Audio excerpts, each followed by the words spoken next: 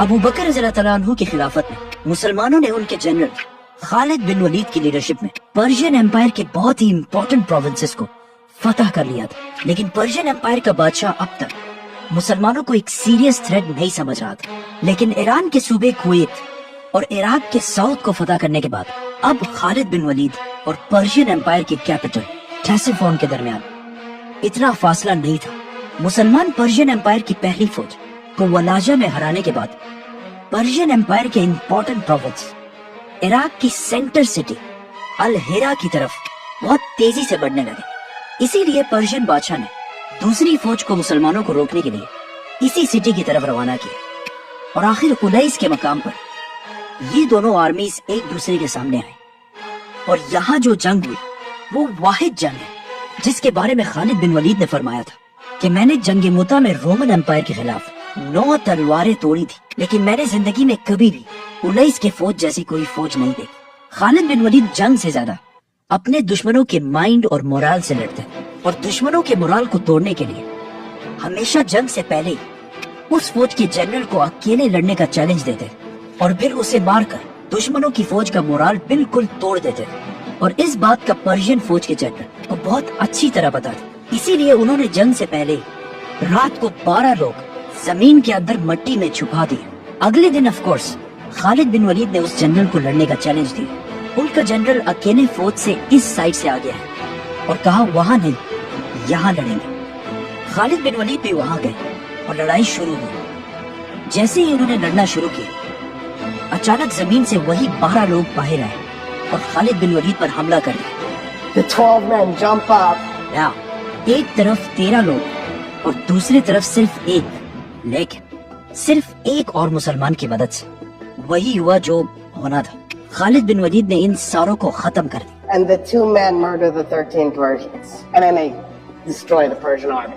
और एक बार फिर पर्शियन फौज का जनरल मारा गया और इसी के साथ दोनों फौजों ने एक दूसरे पर हमला कर दिया और बहुत सख्त जंग के बाद आखिर पर्शियन फौज जंग छोड़कर भागने लगी और मुसलमानों ने उनकी इस फौज को भी क्रश कर दिया। इस जंग के बाद एक बहुत ही अजीब सा वाकया भी पेश आया कि पर्शियन फौज के एक जनरल जो अरेस्ट हो चुका था उसने आके खालिद बिन वलीद को बताया कि हमारे एम्पायर पर्शियन एम्पायर में ये बात बहुत मशहूर हो गई है कि एक दिन किसी जंग के दौरान आपकी तलवार टूटने के बाद अचानक आसमान से खुदा की तरफ से आपके लिए एक तलवार उतरी, इसीलिए आपको सैफुल्लाह अल्लाह की तलवार कहा जाता है। जिस पर वहाँ खड़े सारे मुसलमान बहुत हंसे, लेकिन इससे ये अंदाजा लगाया जा सकता है कि पर्शियन एम्पायर की पब्लिक में खालिद बिन वलीद का खौफ किस हद तक फैल चुका था। इस जंग के बाद अल हिरा सिटी के साथ साथ पर्शियन एम्पायर के इस इलाके की बहुत सारी सिटीज में मुसलमानों के सामने सरेंडर करना शुरू किया। पर्शियन एम्पायर पर हमला करने से पहले अबू बकर रज़ियल्लाहु अन्हु ने खालिद बिन वलीद को वही इंस्ट्रक्शंस दिए थे जो इससे पहले हमेशा रसूलुल्लाह सल्लल्लाहु अलैहि वसल्लम दिया करते थे कि किसी भी बच्चे, बूढ़े, औरत पर अंडर एनी सर्कमस्टांसेस हाथ नहीं उठाना और कोई दरख्त भी नहीं काटना और किसी से कोई चीज नहीं छीनना।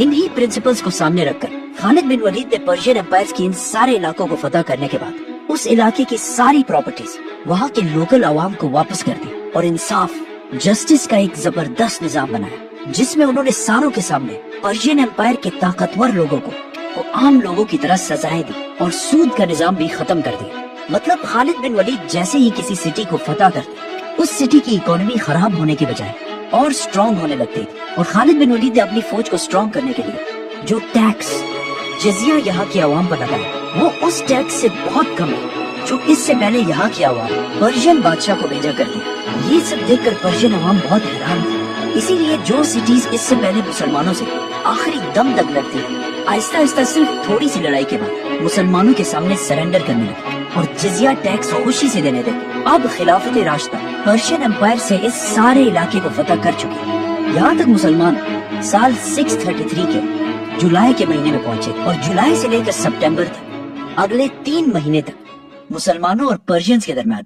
कोई भी लड़ाई नहीं हुई क्योंकि खालिद बिन वलीद इन नए इलाकों में इस्लामिक लॉज कायम करने में बिजी थे और पर्शियन बादशाह दूर दराज से नई फौज जमा करने में बिजी थे। अब जब यहाँ पर्शियन एम्पायर में हालात थोड़े कंट्रोल होने लगे तो मदीना में मुसलमानों के खलीफा अबू बकर रज़ियल्लाहु तआला अन्हु ने सहाबा की एक हाई लेवल मीटिंग बुलाई, जिसमें उमर, अली और उस्मान जैसे बड़े बड़े सहाबा मौजूद थे। लेकिन इस बार ये मीटिंग पर्शियन एम्पायर के बारे में नहीं, बल्कि रोमन एम्पायर के बारे में थी, कि कहीं रोमन एम्पायर इन हालात का फायदा उठाकर मुसलमानों पर हमला ना कर दे। इसीलिए इस मीटिंग में अबू बकर रज़ियल्लाहु तआला अन्हु ने एक फैसला किया कि बहुत तेजी से मुसलमानों की एक नई फौज बनाई जाए, ताकि इससे पहले कि रोमन एम्पायर मुसलमानों पर हमला करे, हम उन पर हमला कर दे।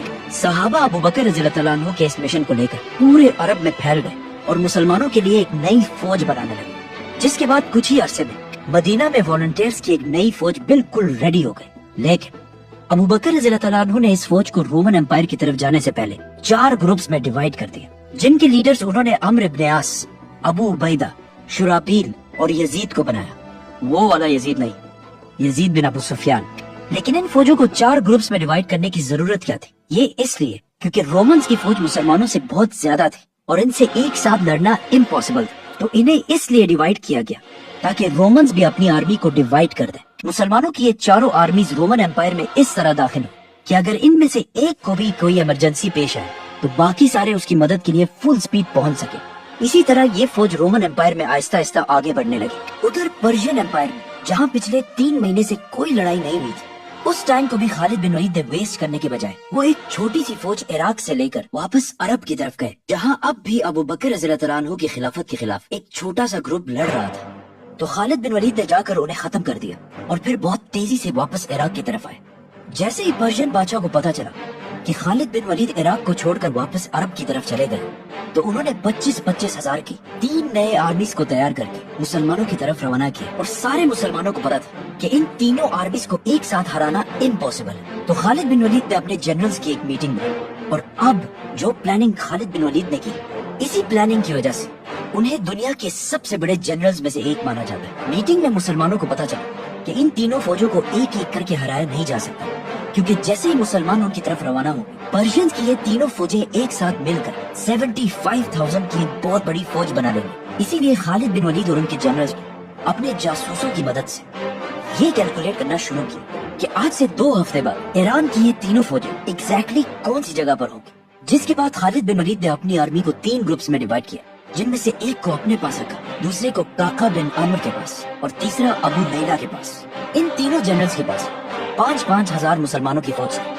खालिद बिन वलीद ने बाकी 2 जनरल्स को ऑर्डर दिया कि आज से 2 हफ्ते बाद हम तीनों फौजें एग्जैक्टली इस टाइम पर और इस जगह पर इस इलाके में मिलेंगे और फिर एक साथ 3 साइड से हमला करेंगे। ये तीनों फौजें मेन रोड से तो ईरान की आर्मी की तरफ नहीं जा सकती, इसीलिए टाइम और जगह फिक्स करने के बाद ये तीनों फौजें इराक के मेन रास्तों को छोड़कर जुलाई के महीने में इराक की गर्म डेजर्ट की तरफ गई और हर एक की नजर से बिल्कुल गायब हो गई। जिसके बाद अगले 2 हफ्ते तक पूरे इराक में किसी को पता नहीं था कि मुसलमानों की फौज आखिर गई कहाँ। और अचानक 2 हफ्ते बाद उसी रात एग्जैक्ट उसी टाइम पर और एग्जैक्ट उसी लोकेशन पर खालिद बिन वलीद अपने 5,000 फौज के साथ खड़े थे। तो उन्होंने एक छोटी सी आग लगाकर सामने वाले पहाड़ की तरफ इशारा किया और दुआ की कि काश वो फौज भी एग्जैक्ट टाइम पर वहाँ पहुँच चुकी है, क्योंकि अब यहाँ से वापस जाना इम्पॉसिबल था। और कुछ देर बाद काका बिन अम्र की दूसरी फौज ने भी आग जलाई और इसी तरह तीसरी फौज ने भी इशारा दिया, which means बगैर किसी मोबाइल या किसी राब्ते के ये तीनों फौजें उसी एग्जैक्ट टाइम पर उसी जगह पर मौजूद थी। अब जब सारी आर्मीज प्लान के मुताबिक पहुंच चुकी थी, तो खालिद बिन वलीद ने हमले का हुक्म दिया। मुसलमानों की फौजों ने पर्शियंस पर 3 तरफ से हमला करके हजारों लोगों को बिल्कुल क्रश कर दिया और पर्शियंस की ये पहली फौज खत्म हो गई। लेकिन इतनी बड़ी फतह के बाद भी मुसलमानों ने सेलिब्रेट करने की बजाय दोबारा रात को मीटिंग बुलाई और अगेन ये कैलकुलेट करना शुरू किया कि पर्शियंस की दूसरी फौज आज से 3 दिन बाद एग्जैक्टली कौन सी जगह पर होगी। और ये कैलकुलेट करने के बाद मुसलमानों की तीनों फौजें इराक के डेजर्ट में बिल्कुल गायब हो गई। और 3 दिन बाद दोबारा खालिद बिन वलीद ने देखा कि मुसलमानों की तीनों फौजें एग्जैक्ट उसी टाइम पर उसी लोकेशन पर मौजूद है। जिसके बाद खालिद बिन वलीद ने तीनों फौजों को हमला करने का हुक्म दिया और फिर इस फौज के साथ भी वही हुआ जो होना था।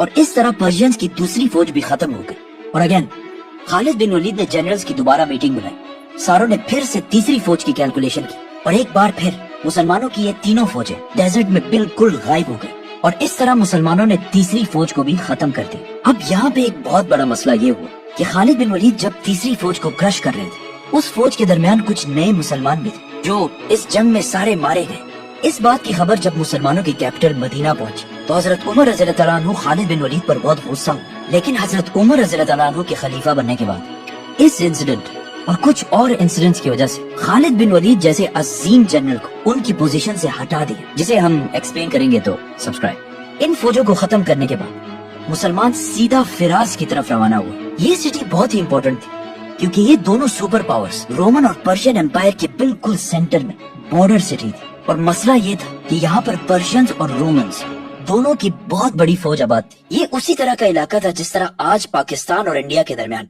वाघा बॉर्डर है। जैसे ही मुसलमान इस सिटी के करीब पहुंचे, उन्होंने जिंदगी में पहली बार, बल्कि तारीख में पहली बार, एक बहुत ही अजीब मंजर देखा कि पर्शियंस और रोमन्स की फौज अपनी सारी दुश्मनियां भुलाकर मुसलमानों के खिलाफ एक हो गए और मुसलमानों से एक साथ लड़ने के लिए बिल्कुल रेडी खड़े हैं। रोमन्स और पर्शियंस के दरमियान पिछले 700 साल से बहुत सख्त लड़ाई चल रही थी और इन पिछले 700 साल में किसी भी तीसरी ताकत ने इन दोनों को चैलेंज नहीं किया था। लेकिन अब जब इन दोनों ने देखा कि मुसलमानों ने एक साथ इन दोनों एम्पायर्स पर हमला कर दिया, तो वो अपनी सारी दुश्मनी खत्म करके अपनी फौजों को मुसलमानों के खिलाफ यूनाइट करने लगे। दुश्मनों की फौज के फ्रंट में पर्शियंस और उनके पीछे रोमन्स खड़े थे और इन दोनों के पीछे एक दरिया जिसके ऊपर एक ब्रिज थी और मुसलमानों के पास फौज की सिर्फ एक लाइन थी। रोमन्स और पर्शियंस ने मिलकर मुसलमानों पर हमला कर दिया और इतना सख्त हमला किया कि कुछ ही देर में मुसलमान जंग से आहिस्ता आहिस्ता पीछे हटने लगे और बहुत सारे मुसलमान शहीद होने लगे। ये जंग इतनी सख्त थी कि जंग के दरमियान ही खालिद बिन वलीद ने अल्लाह से दुआ की, ए अल्लाह, अगर आज तूने मुसलमानों को फतह दे दी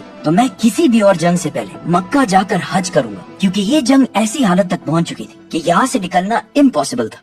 और इसी के साथ जीत की एक आखिरी अटेम्प्ट करने के लिए खालिद बिन वलीद ने अपने साथ वाले घोड़ों को जंग से दूर जाने का हुक्म दिया और कहा कि जंग से पहले बहुत दूर जाकर वापस पलटो और फिर डायरेक्ट हमला मत करना, बल्कि पहले दूर जाकर उस ब्रिज तक पहुंचो जो रोमन्स के पीछे थी और फिर वहाँ से दोबारा इस तरीके से रोमन्स पर पीछे से हमला कर कि रोमन्स और पर्शियंस को लगे कि पीछे से मुसलमानों की एक बहुत बड़ी फौज पहुंच चुकी है। जैसे इस फौज ने पीछे से रोमन्स पर हमला किया तो रोमन्स जंग छोड़कर हर तरफ भागने लगे, क्योंकि खालिद बिन वलीद ने इससे पहले ही फरमाया था कि पर्शियंस के मुकाबले रोमन्स काफी कमजोर लोग हैं। जब रोमन्स जंग छोड़कर हर तरफ भागने लगे तो पर्शियंस का भी सारा हौसला टूट गया और वो भी जंग छोड़कर भागने लगे और इस तरह अल्लाह ने खालिद बिन वलीद की दुआ कबूल कर ली और मुसलमान जंग जीत गए।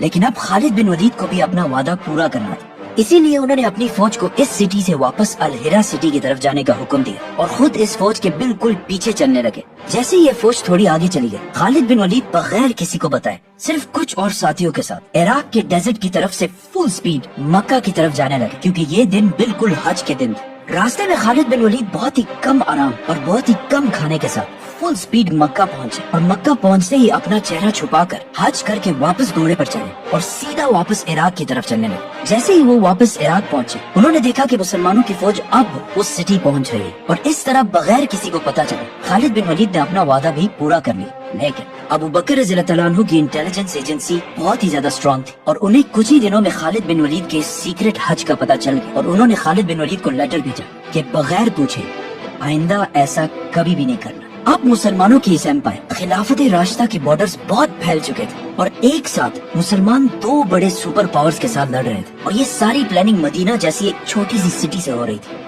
इन सारे जंगों की प्लानिंग मदीना में बैठे बड़े बड़े सहाबा कर रहे थे। मदीना में अबू बकर रज़ियल्लाहु अन्हु ने देखा कि पर्शियन एम्पायर में तो खालिद बिन वलीद जैसे जनरल की वजह से सब कुछ अंडर कंट्रोल है, लेकिन इससे बहुत दूर रोमन एम्पायर मुसलमानों की फौजों को बहुत मुश्किल पेश आ रही है। इसीलिए उन्होंने खालिद बिन वलीद की तरफ एक लेटर भेजा जिसमें उन्होंने खालिद बिन वलीद को ऑर्डर दिया पर्शियन एम्पायर में अपनी सारी एक्टिविटीज खत्म करके अब रोमन एम्पायर की तरफ जाओ, क्योंकि अब बारी रोमन एम्पायर की। सब्सक्राइब।